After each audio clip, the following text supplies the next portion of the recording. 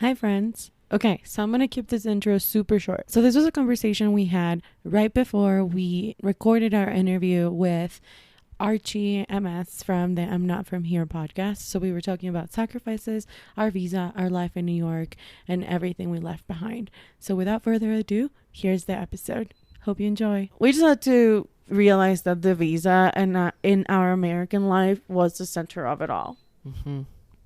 Yeah, it was the end goal for us. Yeah, everything surrounded the visa, and we were so happy.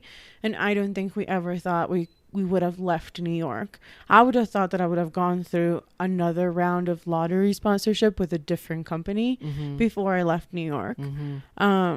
Just because we loved that place. We loved New York. We loved Brooklyn. We loved our lives. We loved our friends. Our family was there. Like the family we chose, the family we grew up with from 17 to 25, like 26. I grew up with these people, right? So, and I grew up going to places and I had my routines and I had my coffee shops and we had our deli carts and we had our little, like, the deli man that gave us our chorizo, and like we had a home, a base, like a foundation, right? Of memories, of places, of like living things that we had done together as students, in a relationship, as single people.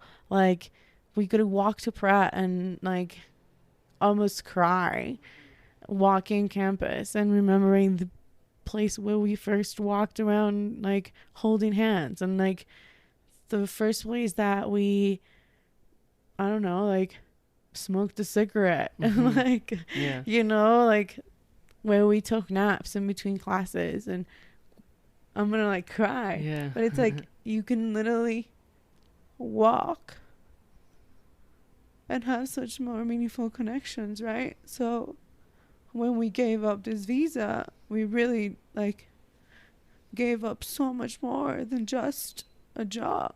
We left so much. So I think that was, to me, like the biggest sacrifice, because like, and now looking back 2 years, into leaving that visa, it's like, wow, our lives like really changed. And that was like, to me, the ultimate sacrifice of saying like, you know what? The American dream, the New York, all of these things that we've learned, they are in here, right? And it doesn't matter what the center of it all is at the end of the day, we had each other. And we had, we made the decision to leave behind this to look for something better together. And it was like the ultimate, like, kind of like testament to us believing in our partnership. Yeah, no, that was... Thank you for being so vulnerable and sharing that. I'm gonna like put my microphone down. I was watching you the whole time, like staring into your eyes, and I'm like, okay, she is going to cry right now. So thank you for being so vulnerable and sharing that. And I don't really have much to add to that, to be honest, because you've hit the nail on the head with that, in terms of all the things that we had to let go of and give up on, and have the guilt of feeling like we failed. All those things together was that sacrifice that we had to make in search for something better, right? That's where the positive comes in. Sometimes you have to let things go if it's kind of hit its peak, where you don't really see the light at the end of the tunnel there right now. And after all those years of those experiences and all the knowledge that we've gotten from our work, from our friends, from our relationships, etc., it made us into this new person that realized that, hey, this American dream doesn't mean that it can't be chased in a different country, or exactly. We can't, like, it doesn't mean that we have to stay here physically to achieve this thing, right? And this American dream for everyone is different, and it's a constant changing thing that we're all trying to ascertain, right?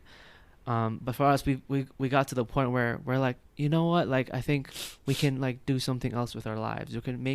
We can create a more meaningful, like, you know, relationship, creative life somewhere else. Like everything that was like more meaningful creative life. Yeah, you know, 100%. But I think I think that what you said was like that we didn't see the light at the end of the tunnel there. But I think it's more than not seeing the light at the end of the tunnel is that bet that the light at the end of that tunnel could be better.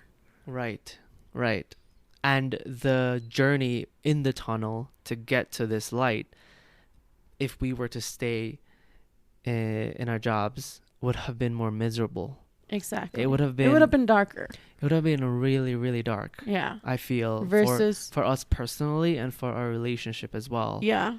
For on so many levels, especially like looking back at the past 4 years, well, not 4 years, but looking back at the past 2 years of everything that's been happening, we could already kind of envision how our lives would have been if we were there through the pandemic and all the things that happened with work, and how when Trump was still in office, students were getting sent back home at students who have a full-time job at school could have been sent home. Like that could have happened to us if we were there as employees, right? Literally.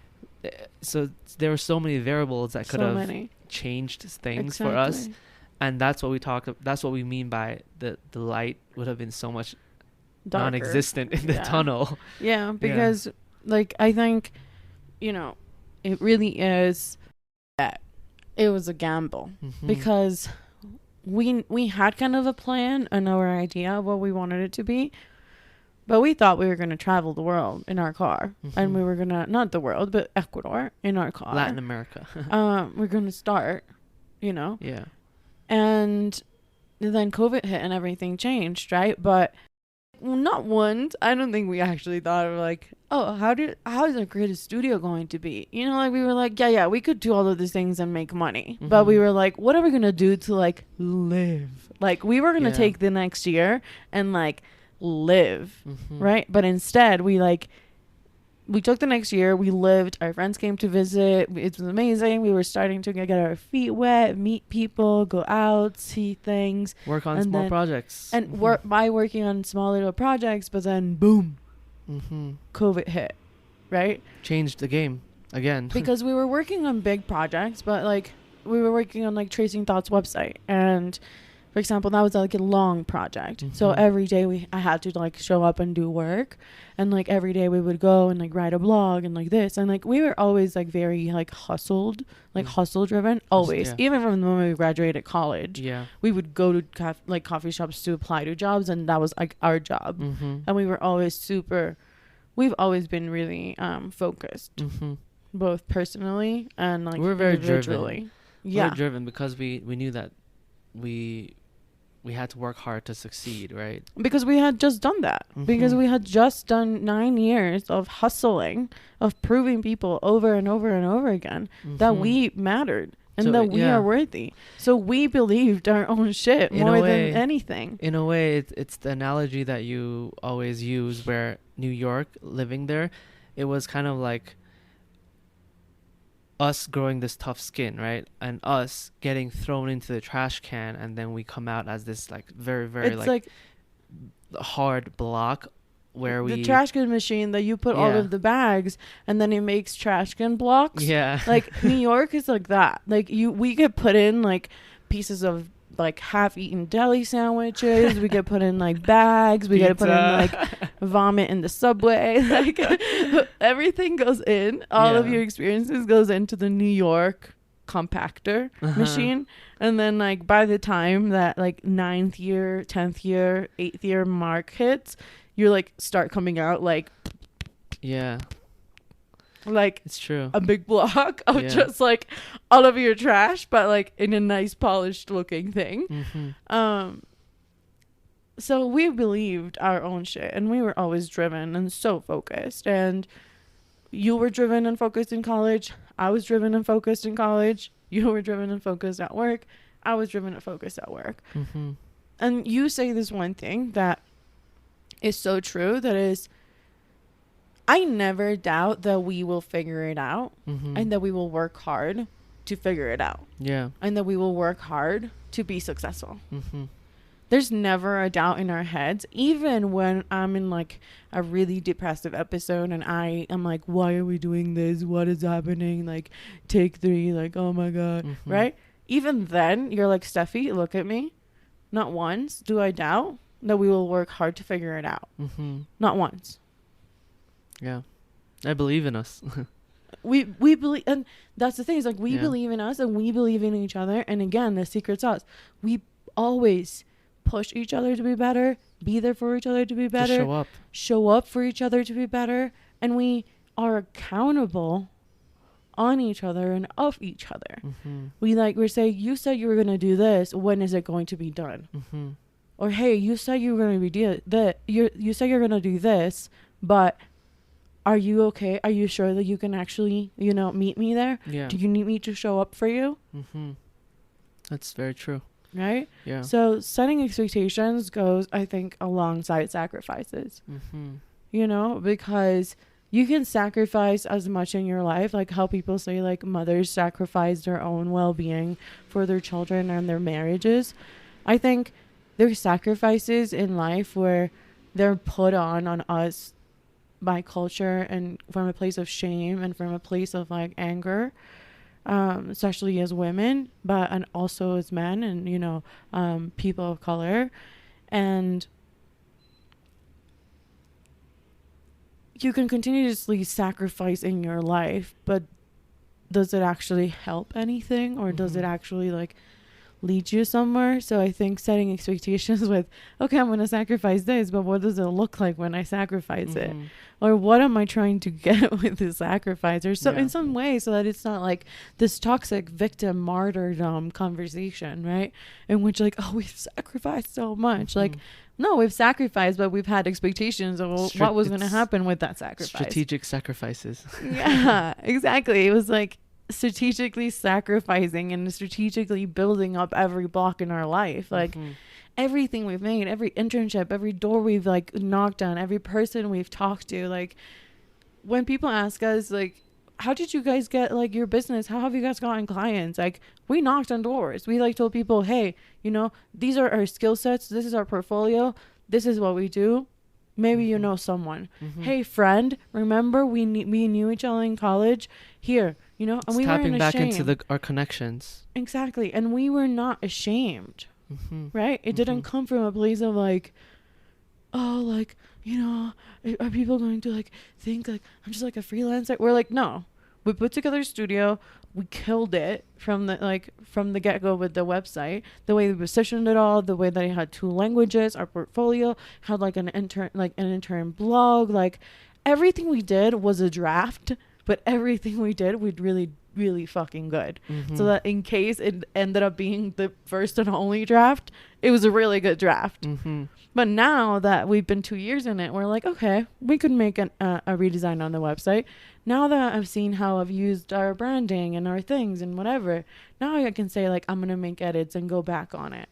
And now looking back into our New York lives, we can say, okay, there were a few things that we love to get from that, and a few things that we would like to just leave that in that side of our lives. So everything, I think we've been really strategic with how we build, design, and live our lives. Agreed. I agree with you. I think we're done, you guys. I think this conversation was amazing. Yeah, and this was just a prep conversation that went in all directions. In so many directions. Yeah. Thank you for giving me all my creative freedom, my partner. Of course. Okay. Always. I love you so much. Thank you. Thank you for having me, and I love you too.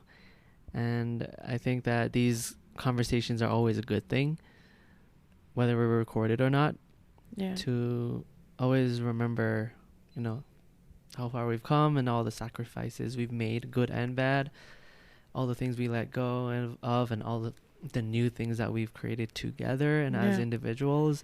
So it's Yeah. always great to reminisce on that, Yeah. because it's a humble reminder that you need to be gentle And with a humble yourself. pat in the back. Exactly. You got to be gentle with Yeah. yourself. You got to brag a little bit sometimes, because you know you've worked hard for it, so you deserve it. Yeah. And if anything, I hope that people just take this as a reminder to sit down with the people they love or the people that's meaningful to them and have a meaningful conversation, even if it's just giving yourself a prompt like sacrifices and just shooting the shit. Yeah. Because meaningful, beautiful intimacy happens from these conversations. I agree 100%. And it's almost better than sex. Bye, you guys. Bye.